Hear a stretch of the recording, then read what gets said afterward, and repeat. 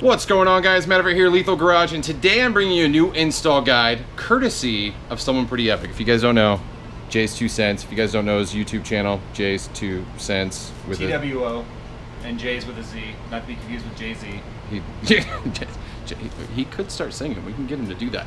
But the important thing, the install. Today we're going to be installing the AeroForce Technology dual Bog Cluster with the 2 gauges. We're going to go through all the details of how to install. You guys know I have this on my car already, and for some reason I never did an install guide. And actually, now that I think about it, I know exactly why. Because my car was at the shop, they needed to know the details outside of tuning, just driving around. And I remember Mike, Bowtie Britches at Cunningham Motorsports, actually did the install for me there. So that's why I never did the install. But thanks to Jay, he's got a beautiful Z011LE. We're gonna install these gauges on here. We're gonna show you how. Let's do it. So if you guys are not familiar with the AeroForce gauge setup, this is the dual Bog Cluster. You're gonna get 2 pods. Remember, each pod will give you 2 points of data. I believe there's like 130 plus points of data you can turn to. Obviously, a lot of that stuff most of you guys will never need to use, but in this instance, Jay does a lot of road course racing. He'll be cycling through probably quite a few different things. And the nice thing is he'll be able to pick his 4 favorite and then cycle through whatever else he wants. Now with this as well, we got the dual Bog Cluster. So this literally replaces your defroster vent. You see it, your defroster vent's still functional. You can see the defroster little vent still in there. But it does sit up in there and give you a nice little mount for the clusters. And then you have your cable. Now, the difference between this setup and what's on my car, I have a wideband, so there's 1 extra cable you have to run in this instance. But here we don't have wideband, so we won't be able to get the air-fuel ratios without it, but we will be able to see everything else. It's gonna be pretty straightforward. Let's get into the car and show you how this installs. Okay, so Jay's actually gonna help me with some camera work here in a second, but I do wanna walk you through the area that we're gonna be going into. So, as you can see here, my hand is touching a side panel. This is literally attached from the bottom part here. It is in the molding all the way up to this top edge. We're gonna pop this out. It's like 6 or 7 clips that run along the edge of this that hold this in place. Super easy to take out. We'll show you how. We will be taking off the stock defroster vent. You'll see it right here. And that's about it. And then the cable will run through the bottom here. We'll tuck in the cables nicely and it plugs into the ODB port. I'll get some lighting in here so it looks a little bit better. But tool-wise, we really only need a couple tools. I have handy kit. This is from Amazon. Actually, thanks to one of the followers, they sent me this kit because they got sick and tired of seeing me using metal tools, so they sent me plastic ones. You can see they're well used at this point. They're great tools. It's like $9 for a set. You can never go wrong if you're gonna work on your car to have a set of these laying around, because when you pull off panels, you just don't wanna scratch things and make them look terrible. So get yourself a set. I'm gonna get some lighting and let's get into this. I'm gonna use my flat. I don't exactly remember where each clip is, but I also don't wanna pry it too much and make it break. So I'm gonna just go in here gently.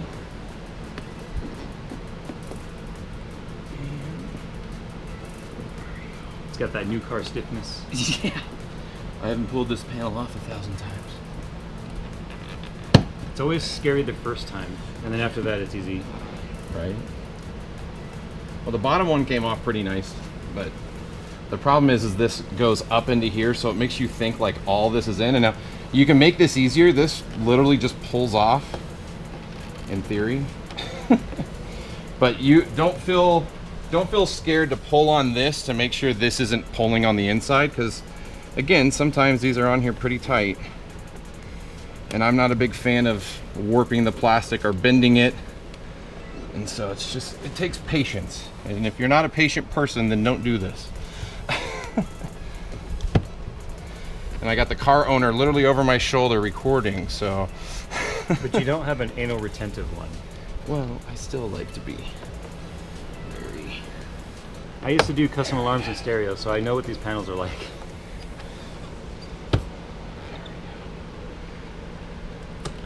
So you can see the clips right here, exactly what we're dealing with.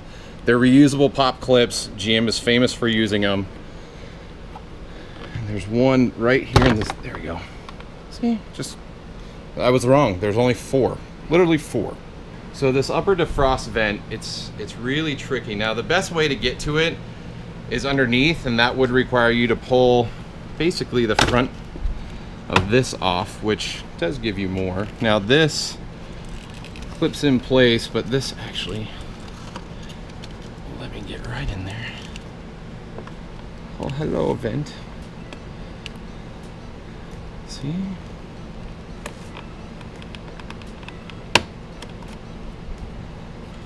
So you can see it. That allowed me to get in there. Come on. There we go. Oh! See? See? There's your vent. Comes right out.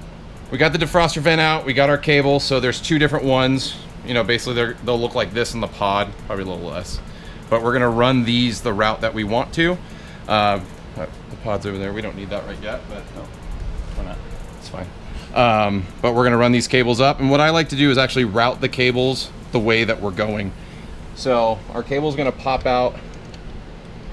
Actually, right up through here. Now that I know.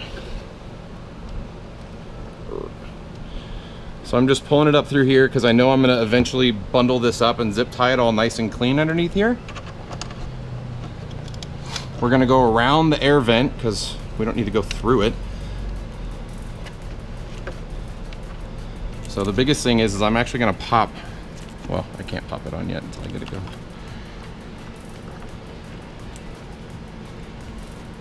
This is where if you have someone small with little baby hands. No, both of us have mitts.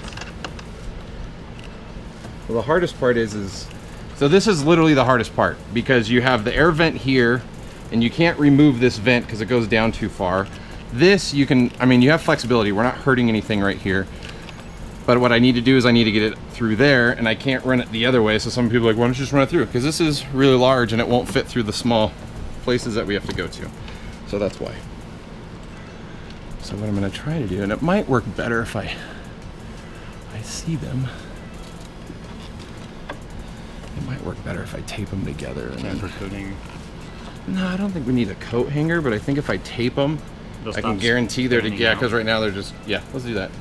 I used a lot more tape than I should. But you know, whatever. It's like GM with their glue parts.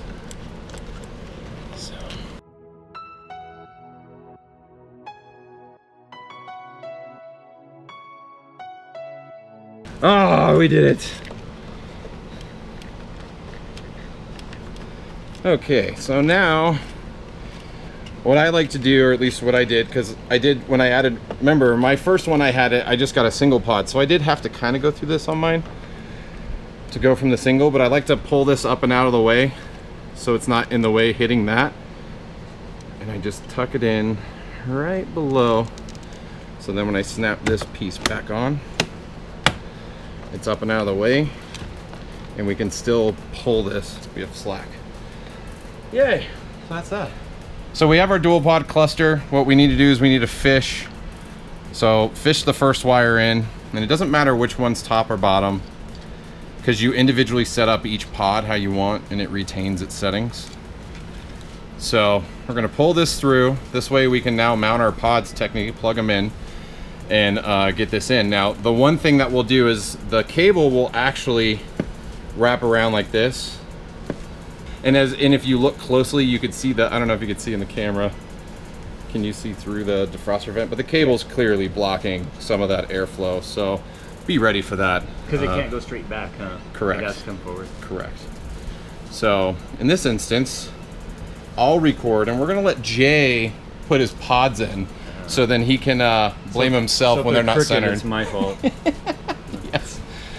First, I gotta plug in my harness.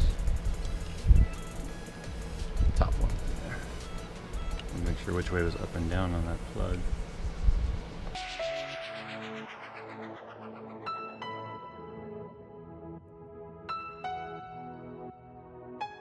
At this point, we're getting the gauges in. Jay and I both agree the tape they give you to stick inside the thing sucks. We're using some 3M, the red crazy stuff. The hardest part is literally peeling the red backing off of it. But once that's off, that stuff's like permanent.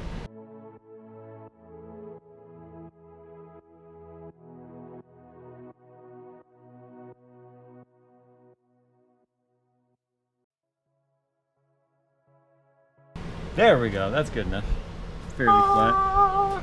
Just hope it didn't unplug. We'll know the second we plug in the cable, right? Well, you could test it right now. Yeah. Just plug that into your ODB. To the left, right below. Doing our first test. key. Do you have your key in here? Is it over there? Oh. Oh, there it goes. It's on. We're good.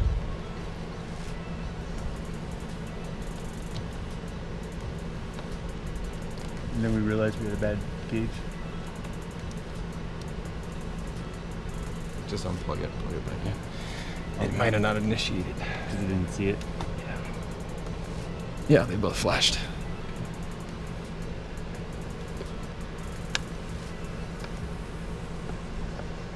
There we go. Did it come on? Yep. Yeah, the one thing that we can do that we didn't do is put that goop over that front piece. Oh, crap. Dude, it's like clay. Yeah. You want to goop it? You're supposed to shove it in there and plug the hole. It's supposed to keep the initial damp air that comes out of the defroster from going up into your gauges. Yep. And you just force it in there, and it fills in all the cracks and crevices. Yeah. I just feel like this isn't getting underneath the plastic. Like, I feel like that lip, instead of going under it, is just kind of pushing it to the side, and it's pressure. Okay, I have an idea. Where's my tool? Oh, sorry. You're trying. I'm gonna try to push. You push down, and I'll put. Am I in the right spot? Kind of prying it. Yeah, I'm pushing up on the edge of the thing. No, it doesn't.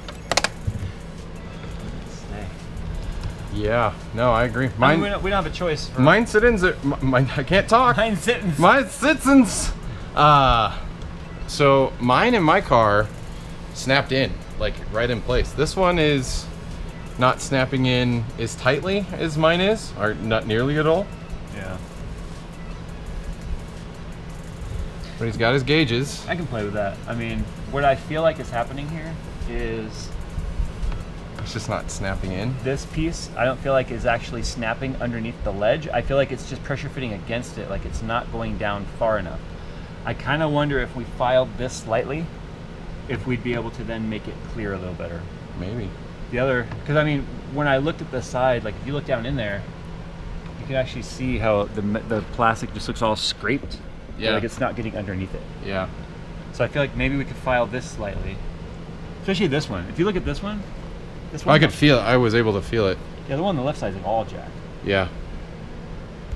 So Yeah, it's like it's not going all the way in. Yeah. It makes me wonder. Maybe it's the cables. Like maybe here. If I pull on the cables forward as you push it in, because you kind of have to get that back down. You have to like go like that. So I know the cables are definitely not in the way right there, but I can figure if I hit the brakes hard once, that's just gonna like it's always gonna be sitting like that. You know what I mean? yeah. But yeah, that bottom piece, like it's, like you could tell it's not grabbing down there. Right. The gauge cluster is basically in, but we're not getting as tight a fit as you guys, I mentioned it just slightly earlier, as we did with my setup. Now, Jay's like, hey, you got a file? So he's kind of working at it, trying to see if we can get it to sit a little bit better. I don't know how much success we'll have. You gotta try it at least. See, there's all this soft plastic. You can kind of see it. And I'll show you on this one. So basically what we're seeing is this sits right in there, and these little plastic ledges. So once you snap it in there, these kind of grab a plastic ledge that Jay's touching with the file. What we feel is happening is the plastic ledges on the pod cluster isn't getting low enough to snap underneath the ledge to hold it in place, and it's just making it loose. So I don't know if that actually showed you what it looked like, but I tried. I tried. So we got the gauge cluster in as good as it's gonna go for now. Jay's gonna do some road testing with it, see if it moves. Now I've started balling up the wires. So I know it's not the best of balls of wires, but it's gonna be tucked away where no one's gonna see it. This is not a Jay's water cooling job, not even a little. His wire management makes us all look bad. So now last part is really get this in, and now what I like to do is I start with the back so it gets behind the weather stripping. Literally just snaps in. We're going to do an initial setup. On initial setup, you're gonna turn, when you first plug it in, you're gonna see a view like this that's gonna show you all the different options that you can choose. Sorry, it's probably not gonna come through on the GoPro all that well. Look at those cat temps. They're actually really cold, 424 degrees. But that being said, you push the 2 buttons, left and right at the same time. Now the nice thing about these gauges is there's a scanner, you can set it up, you can cycle the scan, or you can cycle the setup that's basically just clearing it out. I don't want to do the scan, and I just hit the button. So setup, you click on that, and basically you'll see the whole list of items. Anything that has a star next to it is what will show on the rotation. So when you're back at the main screen, seeing what, and I just, sorry, every time it does that, it restarts. I'm fired. So once it resets, basically it saves your settings, resets it, and then launches it up again. But left and right, so your right, it's gonna operate your top setting. So you can see I can flip through all the different settings. There's not that many turned on right now. And it's kind of dumb ones that are turned on right now that Jay will not care about.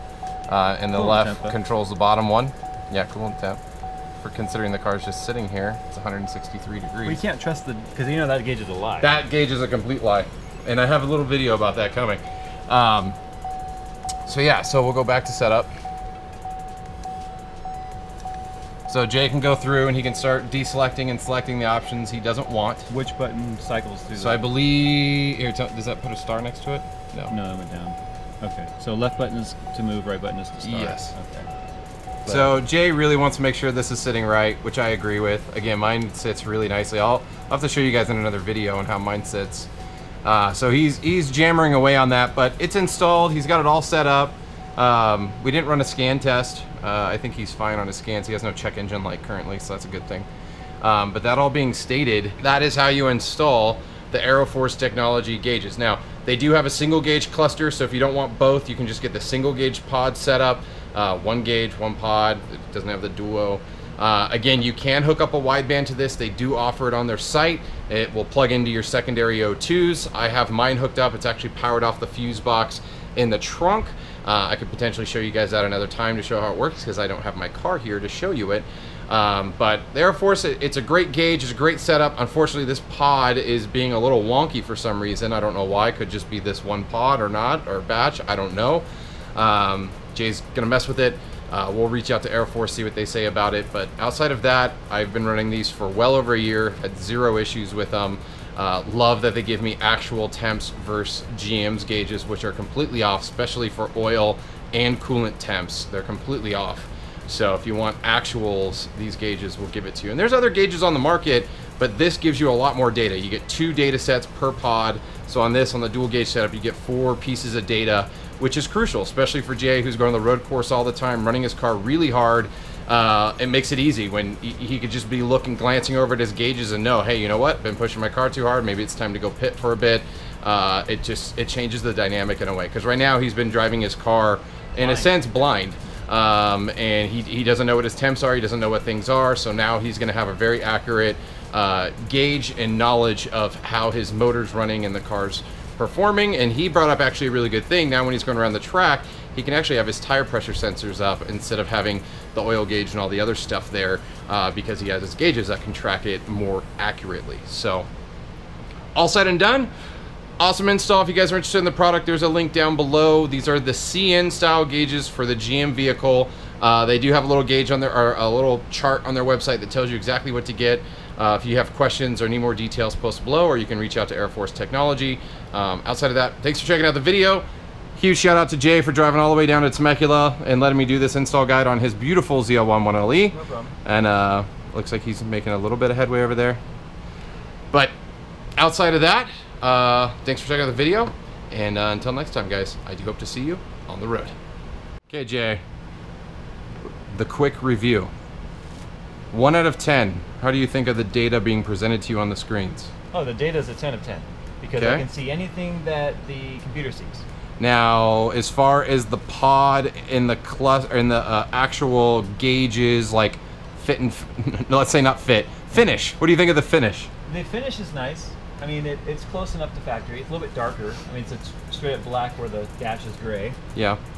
In terms of the fitment and the build quality, it feels like it's It feels like it's 3D printed to me. Like, it's thick, it doesn't flex. The fitment, for me at least in this application, wasn't great. I feel like I expected more for a $150 pod. So I agree with that. yeah. But if it stays in place, and whatever, if it stays, I'm happy. But I did have to put tape up here at the top. The problem is it's so tall, and all that weight is heavy on the top, and if you push up here, then it would just pop out down there. So I have tape under this top gauge to keep it from moving, and now you can see it's not going anywhere. So I'm just hoping the 3M holds. I think it looks pretty. I do agree with Jay 100% about the fitment for this. I don't know why his isn't snapping in place like mine. A little bit frustrating in a sense, but if it stays, there you have it's it. Fine. So behind the scenes with Jay 2 cents. His 2 cents. well, like $580 actually. No!